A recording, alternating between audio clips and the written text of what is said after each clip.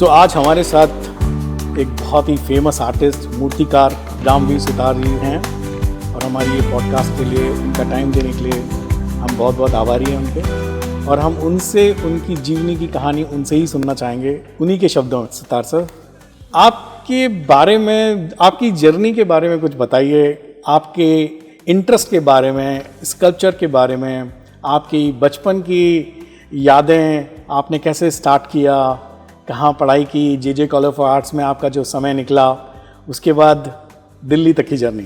ठीक, अभी हमारा नाम दो राम सुतार जी। सुतार मतलब कारपेंटर। हमारे पिताजी कारपेंटर थे। जिस गांव में गोंदूर करके छोटा गांव, वहाँ थे। तो वहाँ खेती बाड़ी करने के लिए जो औजारें होते वो बनाना, मकान बनाना, फिर गाड़ी, बैलगाड़ी वगैरह बनाना, ऐसे ही पिताजी काम करते थे। खैर बचपन में उनके साथ भी हम काम करते थे, होता ही है। हमारे गांव में घर में मतलब हमारा गाय भैंस भी था, तो हम सुबह उठ के गाय भैंस का गोबर निकालना, फेंकना, झाड़ू करना, माँ के साथ भी काम करना, वो बेल पटना, कुड़ाया करना, ये मतलब माँ के साथ भी हम काम करते थे। माँ के साथ काम करते थे। हमारे पिताजी कभी बोले तुम बाइले है, मतलब औरत जैसा काम करता है। खैर मैं सब तरह के काम करता था। पिताजी के साथ मारना, भात फूंकना, हथौड़ा मारना, ये सब तरह के काम, मतलब बचपन में हार्ड वर्क करने का। स्कूल हमारा बहुत छोटा, ओनली 4 तक, वहाँ 4 तक का करता। फिर बाद में पड़ोस के गांव में, फिर और दूसरे गांव में, इस तरह से करते थे। तो अच्छा, एक बात ये कि जब हम स्कूल में थे, हम शायद 5 साल का होगा, तो गांधी जी वहाँ आए थे, महात्मा गांधी। उस टाइम विदेशी कपड़े जलाने का प्रोग्राम था, मतलब 1930 का बात ही है, जब मैं 5 साल का था। 1930। तो स्कूल के सामने इस तरह से प्रोग्राम था। शाम को लोग आगे कपड़े जलाते थे, हम भी वहाँ खड़े था। हमारे पास एक कैप थे ब्राउन कलर की। किसी की नज़र गई ये कैप भी विदेशी है, इसको भी डाल दो, तो हमने टोपी डाल दी। खैर उस टाइम गांधी जी के विचार जो थे बच्चों के लिए, मतलब किस तरह से काम करना, खेल करना, लाठी चलाना ताकि शत्रु नज़दीक ना आए, लेजिम चलाना, इस तरह से गांव सफाई करना, इस तरह की बातें गांधी जी के चलते थे। ये सब हम सुनते थे, इस तरह से हम भी करते थे। रास्ते में कहीं खराब कोई पत्थर बाजू ढक करना, ये करना, इस तरह से बात। उसके बाद फिर तो पड़ोस के गाँव में 5 और दूसरी जगह 6, इस तरह से दुनिया में मैट्रिकुलेशन किया। मैट्रिक करने के टाइम में, उस टाइम एक जोशी करके, श्री राम कृष्ण जोशी उनका नाम था, कोंकणी थे। तो श्री राम कृष्ण जोशी के पिताजी बड़ौदा के उस टाइम के राजा थे, उनके राजवंशी थे, इस तरह से। खैर हम जब स्कूल में पढ़ते थे, स्कूल का मतलब थोड़ा सा आर्ट वर्क भी काम शुरू हो जाता है स्कूल में। उस टाइम किसी ने कहा कि फलाने जगह श्री राम कुछ बहुत अच्छे आर्टिस्ट है, टीचर है। तो ये जब सुना तो उनके पास चले गए, उनका काम देखा, हमारा भी काम बताया, तो उन्होंने हमारे बारे में बहुत कुछ किया। और हमारा टैलेंट देख के उन्होंने कहा कि गांधी जी की मूर्ति बनाओ। तो मैंने गांधी जी की मूर्ति बनाई उनके कहने पे 48 में, 1948। उसके पहले 47 में एक सैंडो का स्टैचू बनाया था पहलवान का, 48 में गांधी जी। तो हम जहाँ दुनिया में जिन्होंने मुझे बताया वहाँ स्कूल दिया, दूसरे गांव में वहाँ भी दिया, और हमने जो 5th पढ़ा पड़ोस के गांव में, उसको भी गांधी जी का दिया मैंने। इस तरह से चलते रहे। गांधी जी आपकी बचपन से रहे जी। तो गांधी जी का विचार आपके टाइम ऐसा कि हमारे हाथ से ही गांधी जी बने। आज तो पूरी दुनिया में गांधी जी आपके हाथ से लगे हुए हैं। मैंने पढ़ा था आपके बारे में कि 250 कंट्री में आपके गांधी जी के स्टैचूज लगे हुए हैं, बने हुए हैं। तो वो प्रोजेक्ट कैसे हुआ? 450 सिटीज, ओहो, 450 सिटीज में गांधी जी की स्टैचू। तो वो सब आपने अपने स्टूडियो में ही बनाए? वो प्रोजेक्ट आपको कैसे हुआ? आपके मतलब आपके एक्सप्रेशंस क्या थे जब वो आपको?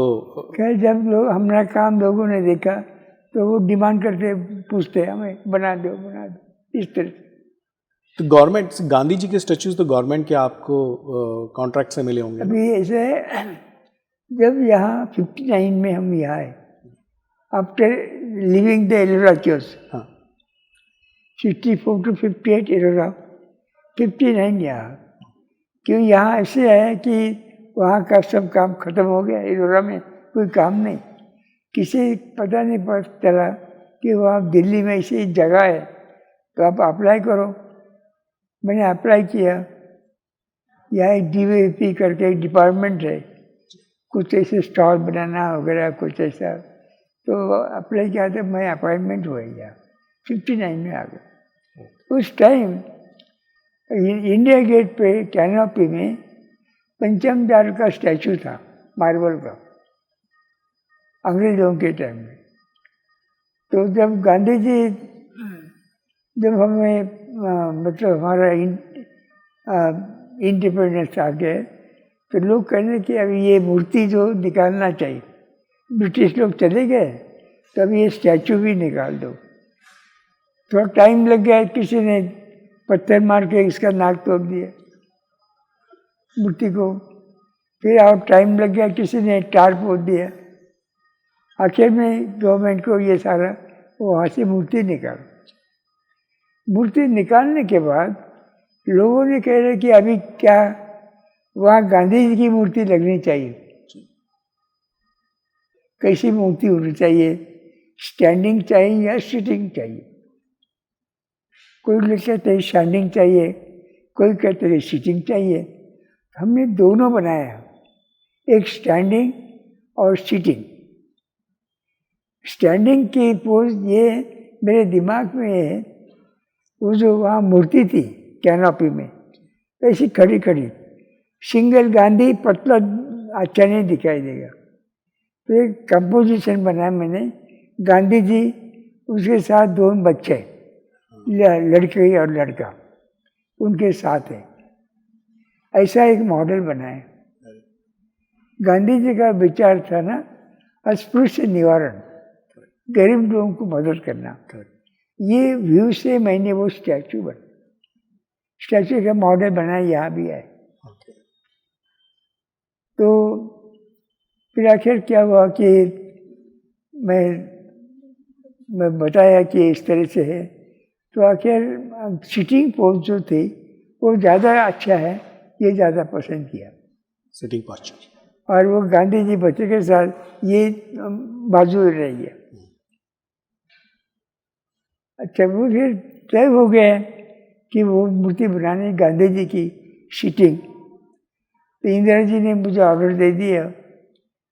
तो फिर वहाँ जाके जी कैनोपी की साइज है बैठने की जगह 10 बाई 10 फीट का, उसके हिसाब से मूर्ति बनाई।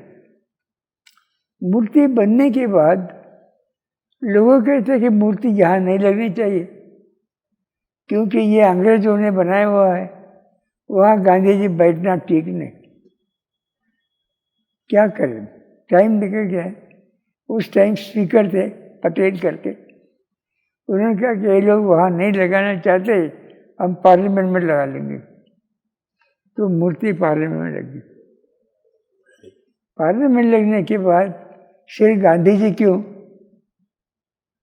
और भी होना चाहिए, इंदिरा जी, वो मौलाना आजाद, मतलब बहुत सारे स्टैचूज, उसके साथ फिर सरदार पटेल का भी। तो मेरे बहुत सारे स्टैचू सरदार पटेल का भी, मौलाना आजाद, नेहरू, इस तरह से अपना नेहरू और इंदिरा जी वगैरह, ऐसे बहुत सारे स्टैचू और पार्लियामेंट में लग गए।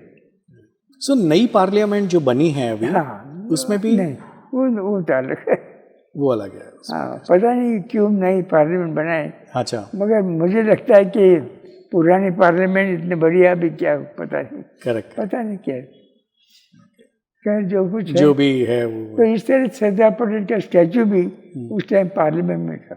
ओके, आगे चल के ये मोदी जी की बात आई ना, मोदी जी ने कि भाई हमारा हिंदुस्तान पहले छोटे छोटे संस्था में थे, तो सरदार पटेल ने इकट्ठा एक देश बना लिया।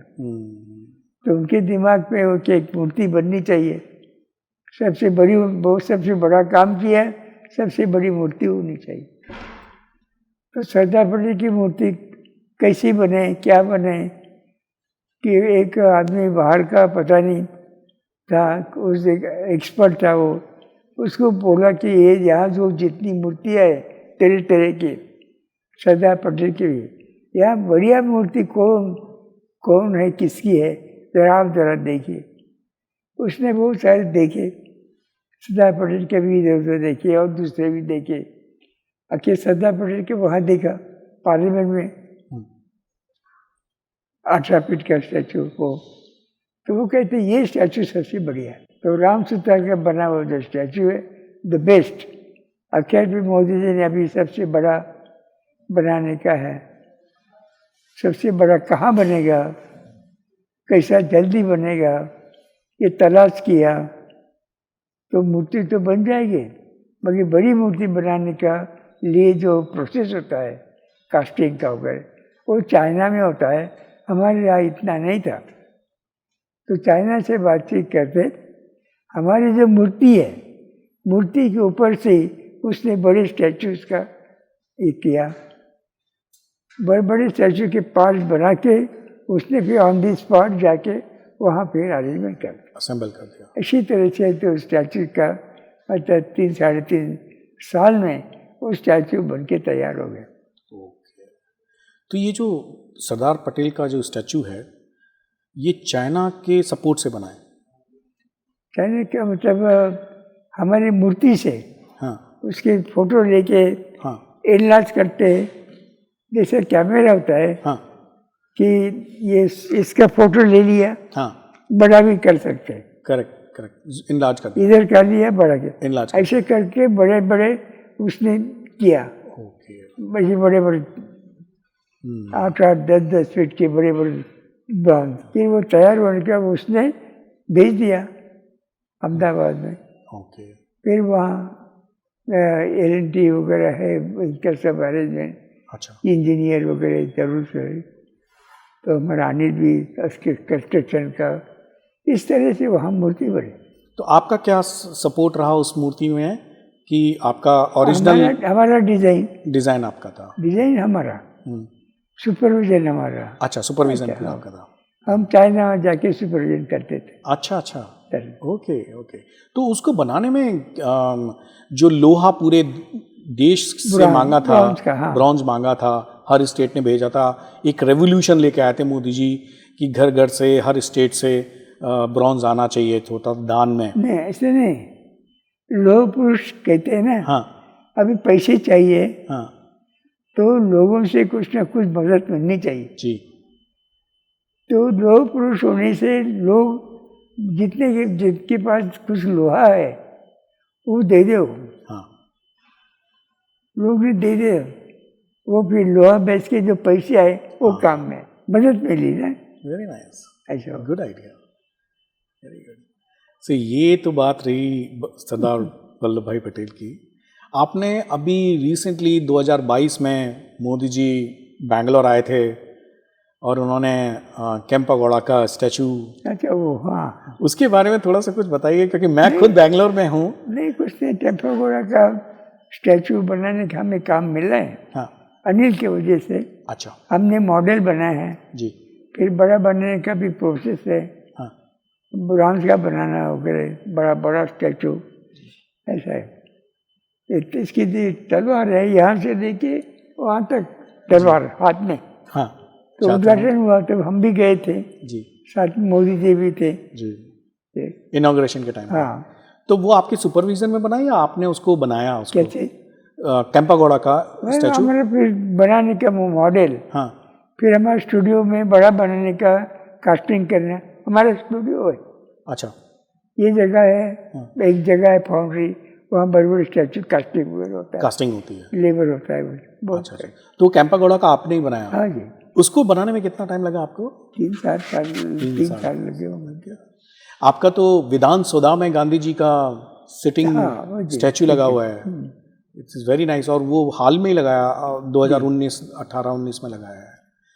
तो आपकी ये यात्रा बहुत ही इंटरेस्टिंग है, और आपने बाहर जाके भी बहुत सारे स्टैचूज लगाए। कोई ऐसा कंट्री जिसमें ऐसे ही गवर्नमेंट, मतलब बाहर के लोग चाहते थे हमें गांधी चाहिए, हाँ, फिर यहाँ से गवर्नमेंट फिर हमें डिमांड करते, हमने स्टैचू बनाया, फिर वो वहाँ चले जाते। अच्छा अच्छा, ऐसा हुआ, ऐसा होता था। तो बाहर से डिमांड थी। अच्छा अच्छा, बाहर से डिमांड थी। हाँ, तो सारे डिमांड फुलफिल आपने की बाहर की कंट्रीज की। आपकी जो जर्नी थी धुलिया से, आप आर्कियोलॉजी डिपार्टमेंट में रहे, आजकल की जितनी हेरिटेज साइट्स हैं उसको मेंटेन करने के लिए क्या करना चाहिए, क्योंकि हिंदुस्तान एक बहुत बड़ा टूरिस्ट डेस्टिनेशन बन सकता है? खैर डिपार्टमेंट है आर्कियोलॉजी डिपार्टमेंट जी, वो देखभाल करते हैं। अभी एलोरा जो है ना, जापानीज लोगों ने अपने हाथ में ले लिया। हाँ। वो वहाँ रहते, देखभाल करते जापानीज लोग। Correct correct correct. तो लेकिन इंडियन आर्कियोलॉजी डिपार्टमेंट का कैसे होता है कि अपने भी तरीके से डिपार्टमेंट संभाल करते हैं, क्या कर, क्योंकि पुराने फोर्ट्स हैं, पुराने अपनी बिल्डिंग्स हैं। सही देखा जाए हमारे यहाँ जितने पुराने काम हुए हैं, केव्स, टेम्पल्स वगैरह जी, सारे हिंदुस्तान में जी, बहुत कमाल के हैं। तो ये बहुत बेहतरीन काम है, इतना बड़ा पहाड़ खोद के सारी चीज़ें करना, पहाड़ खोदना, बिल्डिंग बनाना, बिल्डिंग के अंदर मूर्ति बनाना। जे कॉलेज ऑफ आर्ट से पढ़ के डिग्री करके आपको महाराष्ट्र में ही अजंता एलोरा में काम करने का मौका मिल गया डायरेक्टली कॉलेज से निकलने के बाद। लोगों का सपना होता है कि बॉम्बे जाके इंडस्ट्री में काम करने के लिए हर दिन नया सेट बनता है, हर दिन एक नई रिक्वायरमेंट रहती है, तो वो एक ड्रीम सिटी है सबके लिए। आप महाराष्ट्र से दिल्ली आए, बॉम्बे में कभी कुछ नहीं सोचा आपने करने के लिए कि कुछ बॉम्बे में फिल्म इंडस्ट्री? बॉम्बे में तो फिर उस शिवाजी का स्टैचू लगने का प्रोग्राम था, उसका डिज़ाइन हमने बनाया। वो डिज़ाइन बना के बड़ी मूर्ति बाहर जो लगी है ना, हाँ, वो बॉम्बे के लिए है। अच्छा अच्छा, मतलब मॉडल है ये। ओके। जब बड़ा बनेगा तो शिवाजी का घोड़े का जो ये खूर है, हाँ, 5.5 फुट होगा। 5.5 फुट घोड़े का खूर। ओके। इस तरह से बड़ा स्टैचू बनेगा, मगर अभी कुछ तैयार नहीं हुआ है। जब कहाँ बनेगा, कहाँ, कोई कहते समुद्र में बनेगा, अभी तक कुछ तय नहीं हुआ। तय होगा तो हमारा डिज़ाइन ना बड़ा बन जाएगा। आपने ऐसे टाइम पे शुरू किया जब जवाहरलाल नेहरू, इंदिरा गांधी, सरदार पटेल, और वो पूरी एक लाइफ जीते जीते आप यहाँ तक आए। आपको क्लोज में थे ना, हाँ, एक क्लोज में थे, नेहरू आए थे। अच्छा, नेहरू आए थे, उनको एक मूर्ति ये प्रेजेंट किया मैंने। कभी कभी उनके साथ भी नीचे सिस्टर या कोई है, वो भी 1-2 दफ़े आए थे वो, तब हमारी पहचान वहाँ भी थी। यहाँ दिल्ली आए, दिल्ली में भी पहचान हो गई। आपने तो एक पूरी लाइफ जी है, और इन सबके साथ हमने तो किताबों में पिक्चरें देखी हैं इनकी सबकी। टाइम ऐसा रहा कि सबके साथ मुलाकात जितने बड़े लोग थे मुलाकात हुई। आज हमारी किस्मत है कि हम आपके साथ इंटरव्यू कर रहे हैं जिन्होंने इन सब के साथ काम किया या देखा। आपके समय में ऐसी क्या मुश्किलें थी जो आप सोचते थे कि यदि कुछ ऐसा आज के ज़माने के हिसाब से उस टाइम होता तो आपकी लाइफ और भी कुछ कर सकते थे या बड़ी बड़ी चीज़ें और आगे कर सकते थे? बस अभी ऑटोमेटिक हमें लोगों को पता है, हम इस तरह से बड़े बड़े स्टैचू बनाते तो हमारे पास बहुत काम है। जैसे जैसे अम्बेडकर के स्टैचू कितने बड़े बड़े बने हमारे हाथ से, अम्बेडकर का, और भी दूसरे लोग बहुत सारे स्टैचूज बने, सब बड़े बड़े बनते जा रहे हैं। और डिमांड आती है, राम का स्टैचू बनाने का है, वो भी बड़ा बनना है। और भी दूसरी जगह पटना में, पटना के पास कहीं, वहाँ भी राम का एक स्टैचू, जब उनकी एज कम थी, तीर मार रहे थे, ऐसा एक स्टैचू अभी मॉडल बनाए, वो भी होने वाला है। मतलब इसे बड़े बड़े स्टैचू की डिमांड है और हम कर सकते हैं। हमारे पास बड़ी फाउंड्री है, काम भी ज़्यादा है, आदमी है, हमारी कैपेसिटी ऐसे है। हमारे अनिल के वजह से ये सब संभालना, ये सब उस अनिल काम करते। वो खुद ही आर्टिस्ट है, स्कल्पचर है, अच्छी तरह से आर्किटेक्ट है, तो इसके वजह से हमारा काम बहुत अच्छा रहा।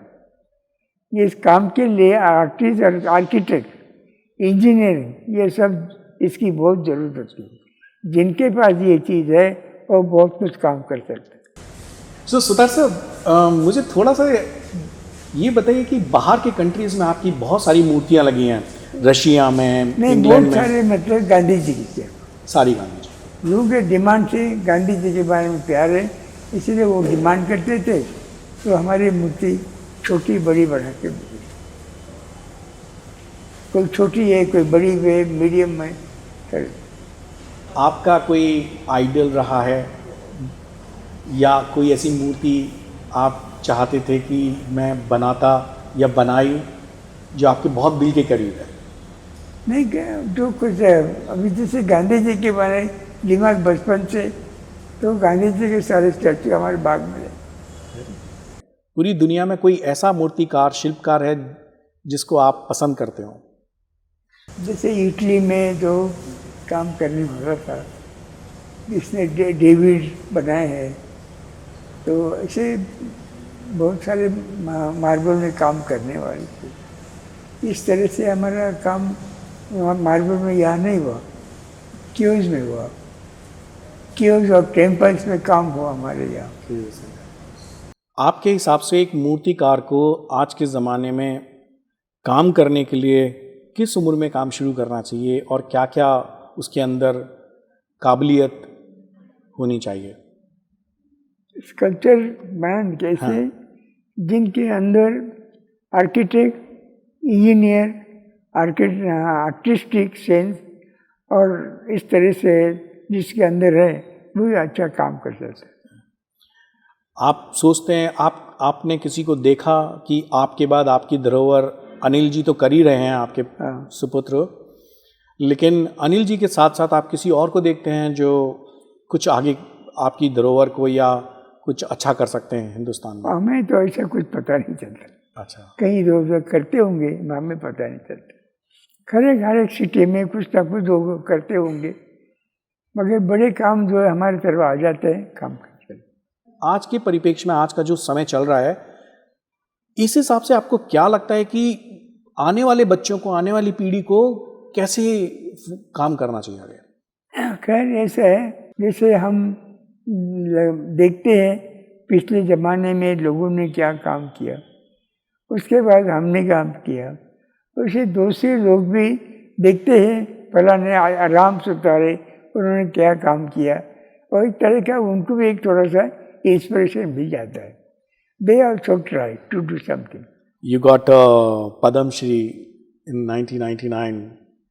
So क्या जो कुछ है हमें मिलता है, आई नेवर आस्क कि मुझे ये चाहिए ना, हमें जो काम किया है गवर्नमेंट या चाहते हैं दे दिया। आई नेवर डिमांड कि आई वांट दिस, नथिंग। आने वाले 10 साल में आपको क्या फ्यूचर लगता है स्कल्पचर का?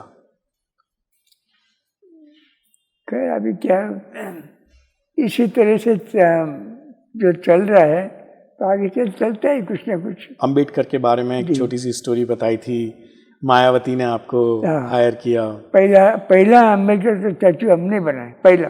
ओके। और कहीं नहीं था। गोविंद वल्लभ पंत, ओके, ये पहले होम मिनिस्टर थे। वो स्टैचू पार्लियामेंट के पास स्टैचू लगाए थे। तो हम एक दफ़े हमें एक काम मिला था मद्रास में, कुछ काम कर रहे थे। तो हिंदुस्तान टाइम में एक आर्टिस्ट था, उन्होंने मुझे मैसेज भेजा कि इस तरह से गोविंद वल्लभ पंत का हाथ में है ये। तो मैंने मद्रास से इधर आए, फिर एक फ़ोटो से गोविंद वल्लभ पंत का एक मूर्ति बनाई। वो है ये गोल जो है ना ऊपर, वो बनाया और उनको प्रेजेंट किया गोविंद वल्लभ पंत को। उसको बहुत अच्छा लगा। तो मैं सुना कि जब आप ये सरदार पटेल बना चाहते हुए हम बना सकते हैं। वो कहते कि ये जो स्टैचू है ऑलरेडी बम्बई में एक आर्टिस्ट है, उनको काम दिया गया। ठीक है, कोई बात नहीं। ऐसा हुआ। आगे चल के फिर मूर्ति, उसी की मूर्ति बनाने का हमें टाइम मिला। सर, आपने पंजाब में गंगा का और यमुना का स्टैचू लगाया, उसका क्या स्टोरी? हाँ, गंगा यमुना। हाँ, AIFACS, all India fine arts society. तो वहाँ एक आदमी थे चीफ, तो मैंने उनको एक मूर्ति दिया। तो कहते ऐसी मूर्ति एक बड़ी बनाओ। तो पंजाब में मूर्ति बनाई वहाँ गंगा, दूसरी यमुना की मूर्ति बनाई। इस तरह से मूर्ति बनाई। तो सबसे बड़ी मूर्ति आपने सरदार वल्लभ भाई पटेल की ही बनी आपके सुपरविजन में? बाकी फिर अम्बेडकर के बनाए। अम्बेडकर की। तो सबसे ज़्यादा आपने मूर्ति गांधी जी की बनाई? हाँ, गांधी। एंड उसके बाद पटेल अपना ये अम्बेडकर, छोटे मोटे काफ़ी बड़े स्टैचू बने।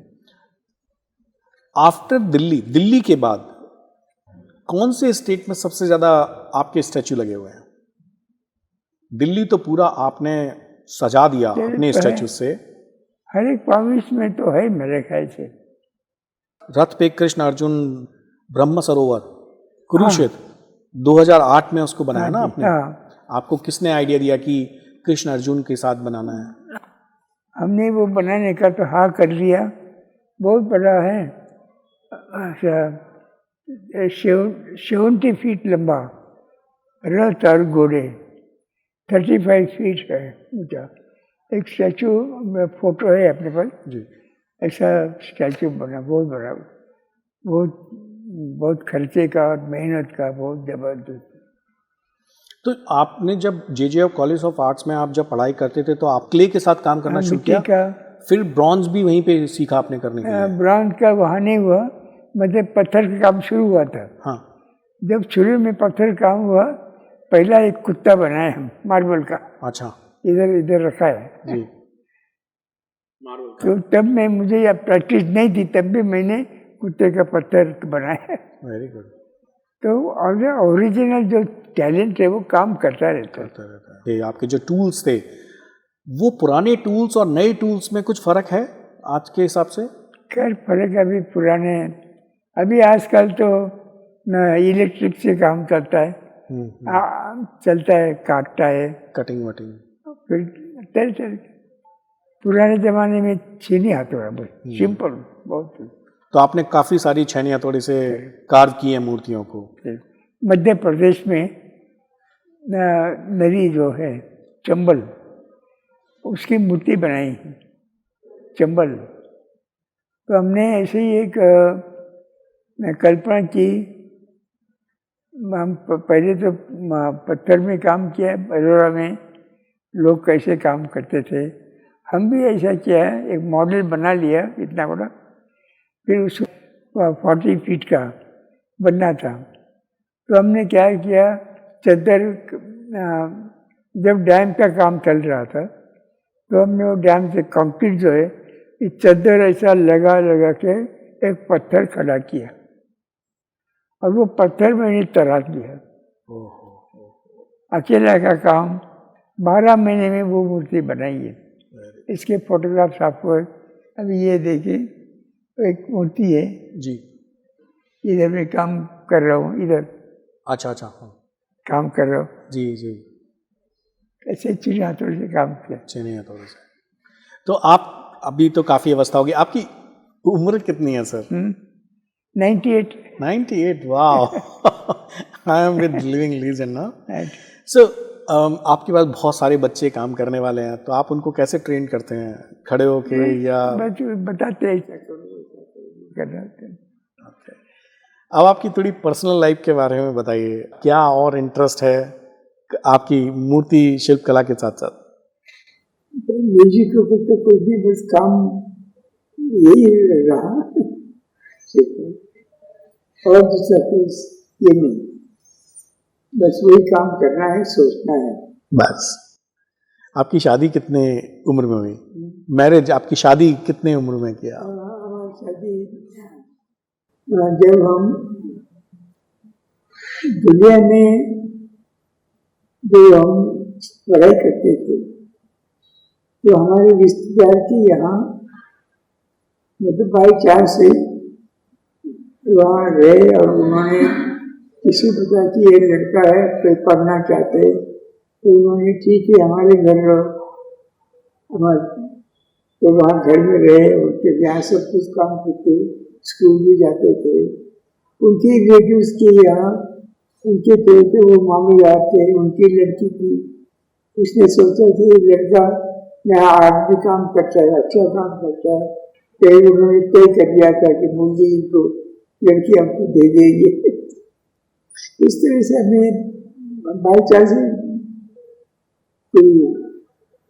अपने आप ही सब कुछ मिल गया मुझे।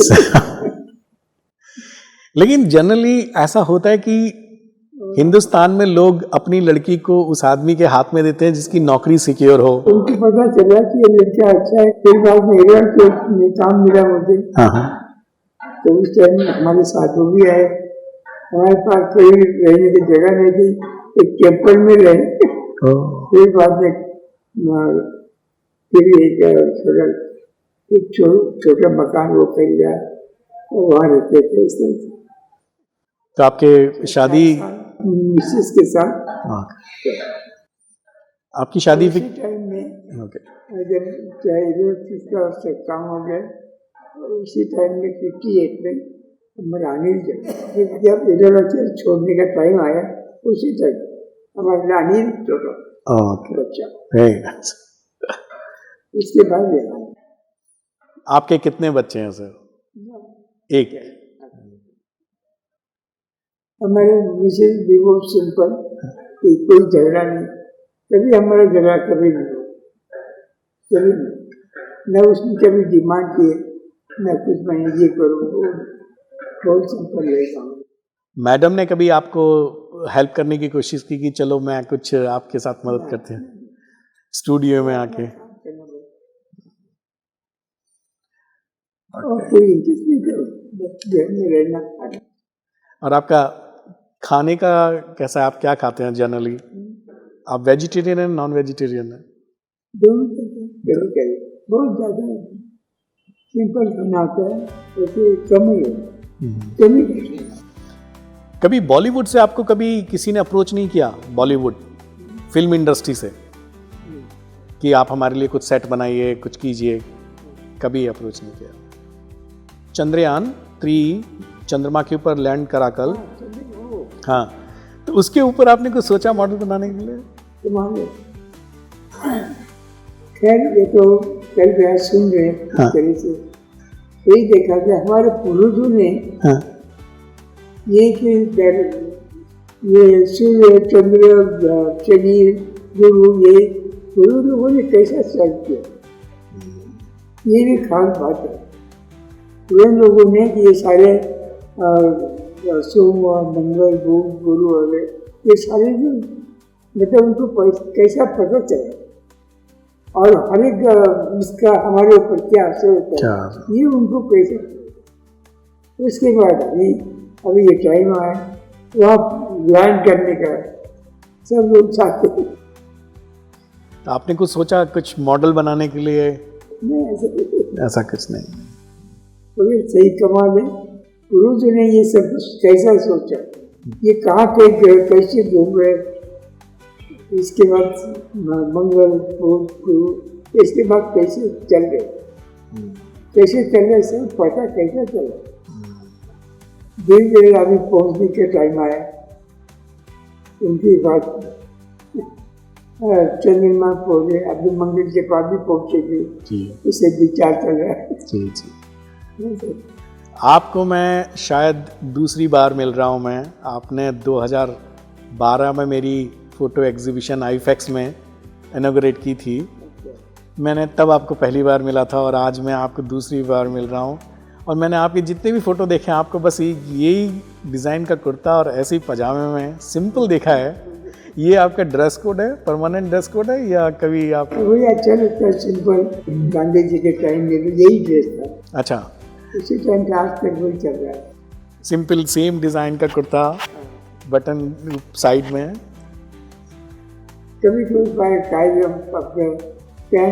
पैंट शर्ट, वो भी एकदम कभी कभी। तो ये थे हमारे आज के अतिथि श्री राम वी सुतार, बहुत ही विनम्र और सरल व्यक्ति। In spite of touching great heights, he has kept himself very simple, unstoppable at 99, kept himself so engrossed that he never evaluates his own quantum of work. A great inspiration and a role model for everyone. I'm very grateful to him for his time. After meeting Mr. Sutar, I found him a very positive person and a lot of positive vibes all around him. दोस्तों, comment कीजिए आपको हमारी ये podcast कैसी लगी। So please like, share, subscribe. God bless you.